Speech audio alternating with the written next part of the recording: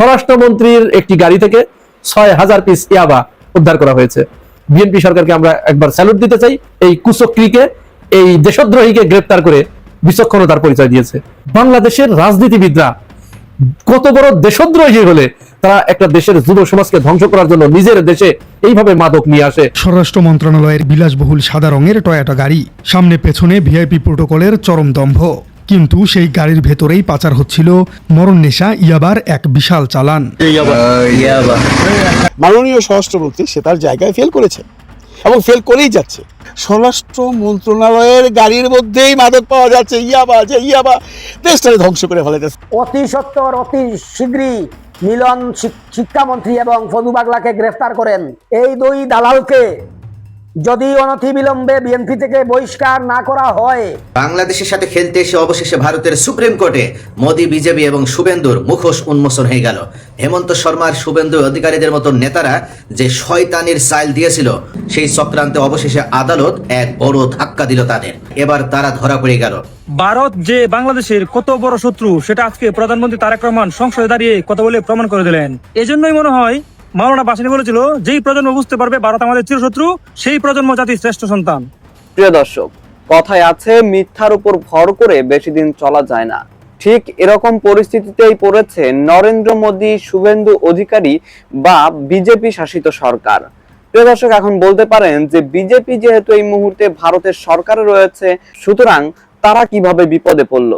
ভারতের আদালত থেকে এমন একটি রায় এসেছে, যে রায়টি আসার পর নরেন্দ্র মোদী, শুভেন্দু অধিকারী এছাড়াও বিজেপির যে সমস্ত নেতা রয়েছে তারা প্রত্যেকেই বিপদে পড়েছে। প্রিয় দর্শক, কি সেই রায় সেটি আশা করছি আজকের নিউজটি সম্পূর্ণ মনোযোগ সহকারে দেখলেই বুঝতে পারবেন। এর সাথে সাথে একটি নিউজ ছড়িয়ে পড়েছে যে স্বরাষ্ট্রমন্ত্রীর গাড়ি থেকে মাদক উদ্ধার করা হয়েছে। প্রিয় দর্শক, এটি আসলে কতটা সত্য এবং যদি উদ্ধার করা হয়ে থাকে তাহলে এই বিষয়ে বিশ্লেষকগণ কি বলছেন সেটিও আপনারা জানতে পারবেন। এরই সাথে সাথে সর্বশেষে শিক্ষামন্ত্রী আ.ন.ম এহসানুল হক মিলনকে নিয়ে ঠিক কি সিদ্ধান্ত নিয়েছে সরকার, এবং একজন বিশ্লেষক তো ইতিমধ্যেই বলেছেন যে শিক্ষামন্ত্রী এবং ফজলুর রহমানকে আসলে বিএনপি থেকে বহিষ্কার করা দরকার। কেননা এই দুইজন আসলে ভারতের দালালি করছে এবং ভারতের দালালি করার কারণে তারা বিভিন্নভাবে বিএনপিকে বিপদে ফেলার চেষ্টা করছে এবং তারা বিএনপির মধ্যে থেকে বিএনপির খেয়ে বিএনপির পরে বিএনপিকেই পতন ঘটানোর চেষ্টা করছে। তো প্রিয় দর্শক, আমি আর বেশি কথা বাড়াবো না। বিশ্লেষকগণের যে ভিডিওগুলোর অংশ বিশেষ আপনাদের দেখিয়ে শুরু করেছিলাম, সেগুলোর বিস্তারিত আলোচনা এখন দেখাবো। তবে তার আগে বলি, যারা এখনো চ্যানেলটি সাবস্ক্রাইব করেননি সকলে চ্যানেলটি সাবস্ক্রাইব করে পাশে থাকা বেল আইকনটি বাজিয়ে দিবেন। আর যারা ফেসবুক থেকে দেখছেন তারা অবশ্যই পেজটি ফলো করে দিবেন। তো চলুন একটি লাইক দিয়ে আমরা ধারাবাহিকভাবে সবগুলো ভিডিওর বিস্তারিত আলোচনা দেখে আসি। স্বরাষ্ট্র মন্ত্রণালয়ের গাড়ি মানে অন্য কোনো গাড়ি না, যে গাড়িতে স্বরাষ্ট্র মন্ত্রণালয়ের স্টিকার্স লাগানো। ন্যাচারালি স্বরাষ্ট্র মন্ত্রণালয়ের গাড়িতে যদি স্টিকার্স লাগানো থাকে আর সেই স্টিকার যদি কোনো কর্তব্যরত পুলিশ দেখে, তাহলে তো তাকে 14 বার সালাম দিয়া তার গাড়ি চেক করা তো দূরের কথা ভাই, একদম সালাম দিয়া মানে মহা খুশিতে তাকে রাস্তা পার করে দেবে। কিন্তু মাদক দ্রব্য অধিদপ্তর এই কাজটা করছে, আর যারা করছে তাদের চাকরি আদৌ থাকবো কিনা সেটা নিয়েও প্রশ্ন সাপেক্ষ, তাই না? এখন দেখেন, এই যদি অবস্থা হয় দেশের অবস্থা, যে স্বরাষ্ট্র মন্ত্রণালয়ের গাড়ির মধ্যেই মাদক পাওয়া যাচ্ছে, ইয়াবা দেশটাকে ধ্বংস করে ফেলাইতেছে। যে আমরা সবাই, শুধু আমরা মাননীয় সংসদ সদস্যরাও বলছেন যে এই দেশে প্রথম অবস্থায় এই দেশে ইয়াবা, গাঁজা, ভাং, আফিং এগুলো বন্ধ করতে হবে। সেদিন জয়নুল আবেদিন সাহেবও বলছেন, জয়নুল আবেদিন ফারুক সাহেবও বলছেন যে কারা করে এগুলো। আওয়ামী লীগের সময় যারা করতো তাদের থেকে কেউ ইজারা নিয়ে আসছে, কেউ বলতে উনি বিএনপিকে ইমিন করছেন, ওনাদের দলের লোকই তো বলতেছে ভাই। তো মাননীয় স্বরাষ্ট্রমন্ত্রী, আপনি একটা কথা খালি খেয়াল করেন যে মানুষ এগুলো কতদিন সহ্য করবে বলেন? আপনার মন্ত্রণালয়ের গাড়ি দিয়া মাদক পাচার হচ্ছে। এই হলো আমাদের দেশের স্বরাষ্ট্র মন্ত্রণালয়ের সার্বিক পরিস্থিতি। এখন নাসিরউদ্দিন পাটোয়ারি যদি জনসমক্ষে এসে বলে আমরা স্বরাষ্ট্রমন্ত্রীর পদত্যাগ চাই, খুব অন্যায় করবে? না, খুব অন্যায় করবে না। পদত্যাগে হয়তো এখন এইভাবে সম্ভব নয়, কিন্তু আমরাও বলছি আমরা পদত্যাগ চাই না, আমরা চাই আপনি একজন অত্যন্ত স্মার্ট মন্ত্রী, আপনি ইচ্ছা করলে এই সমস্ত সমস্যা একদিনে শেষ করতে পারেন। আপনারা জানেন কারা করছে, আপনি জানেন কোত্থেকে মাদক পাচার হচ্ছে। আর এক গয়েশ্বর বাবু একদিন বলেই দিল যে ইয়াবাস তো বদির বাড়ির সামনে দিয়ে, সেখানে আপনি থাকেন, এখন সেই দায়িত্বটা কে নিয়েছে? বদি তো বধ হয়ে গেছে, মানে মারা গেছে। এগুলো কথা শুনবার পরে মাননীয় স্বরাষ্ট্রমন্ত্রীর কোনো ভ্রুক্ষেপ নেই এই জন্য মাননীয় প্রধানমন্ত্রীর দৃষ্টি আকর্ষণ করছি, আপনি বিশেষভাবে স্বরাষ্ট্রমন্ত্রীকে বলুন এই মন্ত্রণালয়ের কাজ যদি উনি ঠিক করতে না পারে, ঠিক মতো চালাতে না পারে, তাহলে উনি যেন পদত্যাগ করেন, অন্য কাউকে দিন। আমরা বারবারই বলছি, দেশের শান্তি শৃঙ্খলা যদি কোনো কারণে বিঘ্নিত হয়, এভাবে বিঘ্নিত হতে থাকে, তাহলে আপনারা কোনোভাবেই 5 বছর এই সরকার টেকাতে পারবেন না। অতি সত্বর অতি শীঘ্রই এই এহসানুল মাহবুব, মিলন শিক্ষামন্ত্রী এবং ফদু পাগলাকে গ্রেফতার করেন। এই ফদু পাগলা এবং মিলন মিলে বাংলাদেশে জাতীয়তাবাদের বিরুদ্ধে, ইসলামের বিরুদ্ধে, গণতন্ত্রের বিরুদ্ধে এবং স্বৈরতন্ত্রের পক্ষে, হাসিনার পক্ষে এবং বাংলাদেশ বিরোধী পার্শ্ববর্তী রাষ্ট্রের পক্ষে সবচেয়ে বর্তমান বড় দালাল। এই দুই দালালকে যদি অনতিবিলম্বে বিএনপি থেকে বহিষ্কার না করা হয়, এই ফদু পাগলা ছিল 35 বৎসরের আওয়ামী রাজনীতিবিদ। এই ফদু পাগলা আওয়ামী লীগের পুনর্বাসনের ক্ষেত্রে বিশাল অবদান, হাসিনার পায়ের পাশে বসে থাকতো ফদু পাগলা। হাসিনার জন্য সে জীবন দিতেও প্রস্তুত, কিন্তু তার স্বার্থে আঘাত আসার কারণে বিভিন্ন দল ঘুরতে ঘুরতে অনেক দল করেছে, কয়েকশো দল করার পরে দেখার পরে লাস্টে বিএনপিতে যোগদান করেছে শুধু চামড়া বাঁচানোর জন্য। আর এহসানুল মাহবুব মিলন, সেই শিক্ষামন্ত্রী মিলন, সেই তার 30 বছরের কষ্টের জীবন থেকে পিছনে ফেলে তারেক রহমানের সহানুভূতি অবলম্বন করে, ভালোবাসাকে অবলম্বন করে দেশ নেত্রী বেগম খালেদা জিয়ার মায়ায় মহব্বতে তারেক রহমান তাকে শিক্ষামন্ত্রী বানিয়েছিলেন বন্ধুরা। কিন্তু শিক্ষা ব্যবস্থাকে সে হাসির গুড়াকে পরিণত করেছে, শিক্ষা ব্যবস্থাকে জাতির সামনে এমন ভাবে উপস্থাপন করেছে যা ভাষায় বর্ণনা করার মতো নয়। আজকে তাকে নিয়ে ছোট ছোট কমল মতীশ সোনামণিরা টিকটক বানায়, ফেসবুকে তার বিরুদ্ধে কথা বলে, তার কয়েকটা ডায়লগ, তোমরা কেমন আছো, লেখাপড়া করো তো, নকল আর হবে না। ছোট বাচ্চাকে বলে তুমি কার সাথে রাজনীতি করবা? জাইমা রহমানের সাথে। এই হারামজাদা মিলন, তোরে কি খালেদা জি তারেক রহমান বলেছে তুই এই কথা বল? তোরে কি বিএনপির স্থায়ী কমিটির সদস্যরা কি বলেছে যে ছোট ছোট বাচ্চাদেরকে বলবি যে বিএনপি করার জন্য, জাইমা রহমানের দল করার জন্য? আর জাইমা রহমান কি দলের কোন সদস্য হয়েছেন? এখনো তো তারেক রহমান জীবিত ক্ষমতায়। তুই আগে করতে খালেদা জিয়ার দালালি, এখন তারেক রহমানের দালালি করতে করতে জাইমা রহমানের দালালি। এগুলা কি বলছে দালালি করার জন্য তারেক রহমান? লাস্টে এমন দালালি করলে ধরা পড়ে গেলে, কট হয়ে গেলে, তুই মাইনকার চিবায় কট হয়ে গেছো তুমি। তোমাকে জনগণই এখন বিচার করবে। জনগণের আদালত কঠিন আদালত। জনগণের আদালত কত বড়, কত প্রকার, কি কি স্বৈরাচার সেই ফ্যাসিস্ট খুনি হাসিনা জানে জনগণের আদালত কত কঠিন আদালত।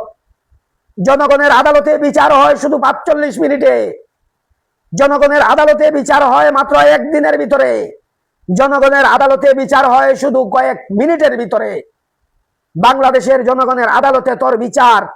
তুই বিএনপিকে ধ্বংস করার মিশনে নেমেছিস, তুই তারেক রহমানকে ধ্বংস করার মিশনে নেমেছিস, তুই বাংলাদেশের কোটি কোটি ছাত্র জনতার বুকে আঘাত করেছিস, তুই লক্ষ কোটি ছাত্র জনতাকে ধ্বংস করার জন্য যে মাস্টার মাইন্ড কার্যকরী করার জন্য যে প্ল্যান তুই নিয়েছিস, তোর সেই প্ল্যান, তোর সেই ষড়যন্ত্র, তোর সেই আশা আকাঙ্ক্ষা বাস্তবায়ন হবে না, হবে না, হবে না।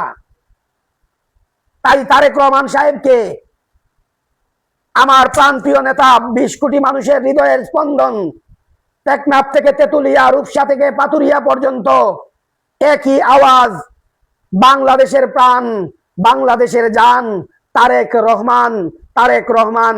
তাই তারেক রহমানের কিছু হওয়ার আগে আমি চাই এহসানুল হক মিলনকে হয় পদত্যাগ করতে হবে, না হয় দেশ ছেড়ে চলে যেতে হবে, না হয় তাকে পাগলাগারোতে ভর্তি করে দিতে হবে। বন্ধুরা, এই সমস্ত কুলাঙ্গারের জায়গা বাংলার জমিনে হবে না।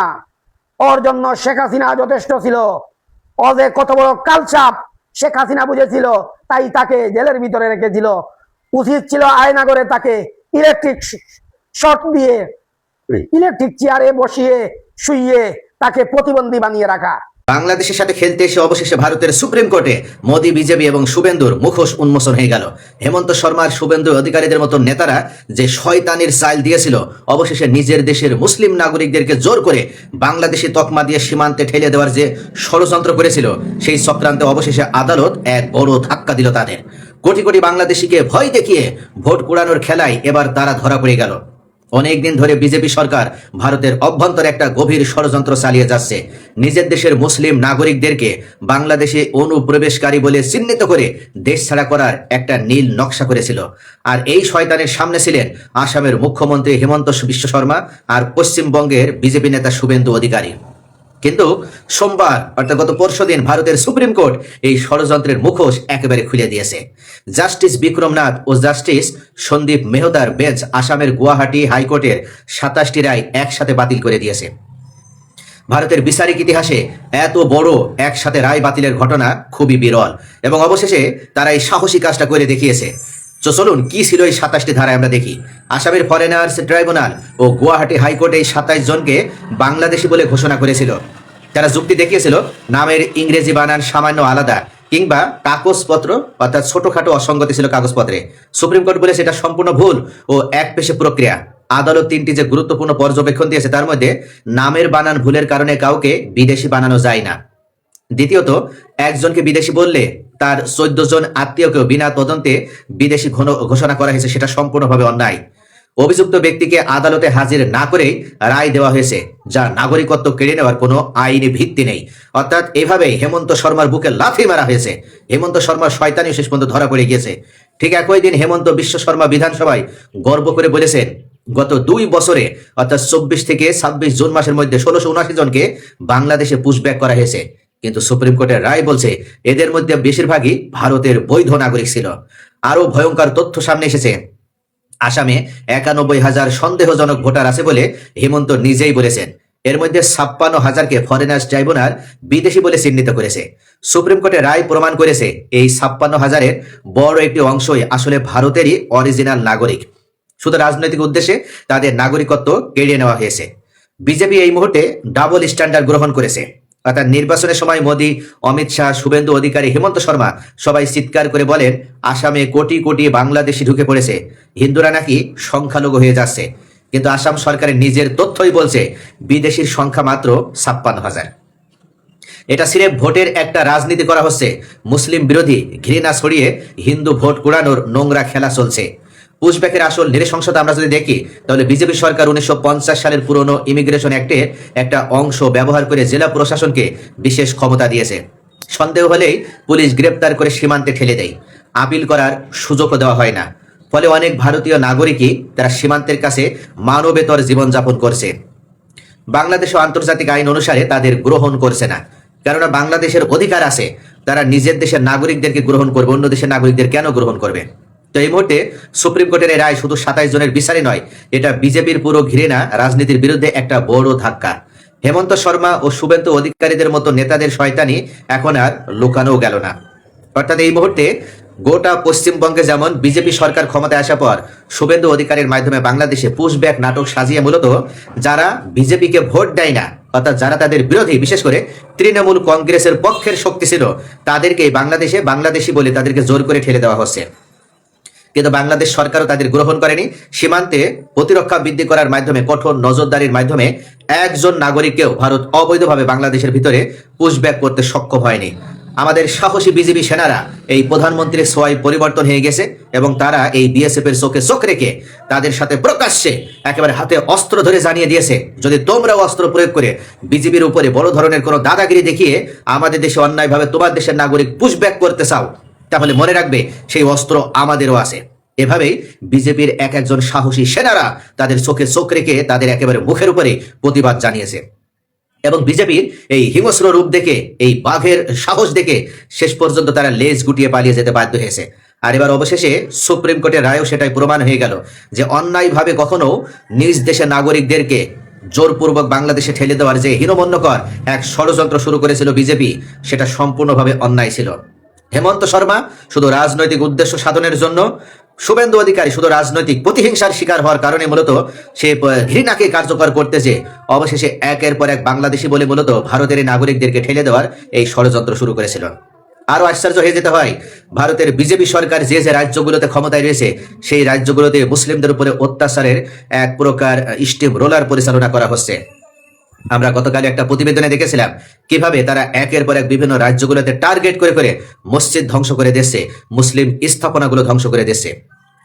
এমনকি তারা সব থেকে দীর্ঘদিনের একটা পুরাতন মসজিদ, 136 বছরের ইতিহাসে যে মসজিদটি ভারতে বাকরা মসজিদ নামে পরিচিত, অবশেষে সেই মসজিদটিও তারা ধ্বংস করার নীল নকশা শুরু করেছে। এমনকি সেই মসজিদে নামাজ পড়তে যাওয়া সম্পূর্ণভাবে নিষিদ্ধ করে দেওয়া হয়েছে এই শুভেন্দু অধিকারের মাধ্যমে। মনে রাখতে হবে, এভাবে যারাই পৃথিবীর যে প্রান্তে যখনই জালিমের ভূমিকায় অবতীর্ণ হয়েছে, শেষ পর্যন্ত তাদেরই পরাজয় হয়েছে। কোথাকার নরেন্দ্র মোদী, সামান্য একটা ভারত ভূখণ্ডের অধিকারী সে, অথচ নমরুদ ফেরাউন ছিল, তারা গোটা বিশ্বের অধিকারী ছিল, তাদের ক্ষমতা ছিল আকাশচুম্বী পর্যন্ত। তারপরও শেষ পর্যন্ত তাদের অহংকারের কারণে, জুলুমের কারণে, তারা যেভাবে জুলুমের পথ ধরেছিল, সেই জালিম হয়ে ওঠার কারণে কিন্তু শেষ পর্যন্ত মজলুমের হাতেই তাদের পরাজিত হতে হয়েছিল। ইতিহাসে সাক্ষী দেয়, যারা এই যুগে যুগে এইভাবে জালিমের পথ যারা এই যুগে যুগে এভাবে জালিম হিসেবে ভূমিকা অবলম্বন করার চেষ্টা করেছে, তাদের ঘৃণ্যজনকভাবে, ন্যাক্কারজনকভাবে পরাজিত হতে হয়েছে এই মজলুমদের হাতে। আজকে ভারতের 40 কোটি জনগণকে বাংলাদেশি নাগরিক, পাকিস্তানি নাগরিক হিসেবে তাদেরকে ভারত থেকে বের করে দেওয়ার যে নীল নকশা শুরু করা হয়েছে, সেটাও কোনোভাবে কিন্তু সফল হবে না। মনে রাখতে হবে, ভারতে এক শ্রেণীর হিন্দু নাগরিক আছে যারা ভারতের দেশপ্রেমিক নাগরিক। তারা জানে যে এই মুসলিম সম্প্রদায়ের মানুষ তারা কতটা ভারতের দেশপ্রেমিক। তাই তারা অবশেষে একসাথে কাঁধে কাঁধ মিলিয়ে এই ঘৃণ্য অপরাধের সাথে জড়িত বিজেপি এবং নরেন্দ্র মোদী, অমিত শাহ এবং শুভেন্দু অধিকারী, হেমন্ত শর্মাদের মতন যারা হিংস্র তাণ্ডব লীলা পরিচালনা করার নীল নকশা শুরু করেছিল, তাদেরকে অবশেষে তারা রুখে দিবে। এবং হিন্দু মুসলিম ঐক্যবদ্ধভাবে ভারতে যেভাবে শতাব্দীর পর শতাব্দী ধরে, হাজার বছরের ইতিহাসে তারা মিলেমিশে বসবাস করে আসছে, অবশেষে এই শকুনের হাত থেকেও তারা নিজের দেশকে রক্ষা করবে। এমনকি অবশেষে যদি মুসলিমদেরকে নিয়ে এমন ষড়যন্ত্র অব্যাহতভাবে চলতে থাকে, তাহলে মনে রাখতে হবে এই মুসলিমদের আঘাতে এই হিংস্র পশুদের পতন ঘটবে। দর্শক, আমি আশা করছি আপনারা সকলে অত্যন্ত মনোযোগ সহকারে সবগুলো ভিডিও দেখেছেন। এমনকি দর্শক, যদি এই ভিডিওগুলো সম্পর্কে আপনাদের কোনো মতামত থেকে থাকে তাহলে তো অবশ্যই জানাবেন। দর্শক, নিউজটি শেষ করছি এখানেই, ফিরছি পরবর্তী নিউজে নতুন কোনো টপিকে। আল্লাহ হাফেজ।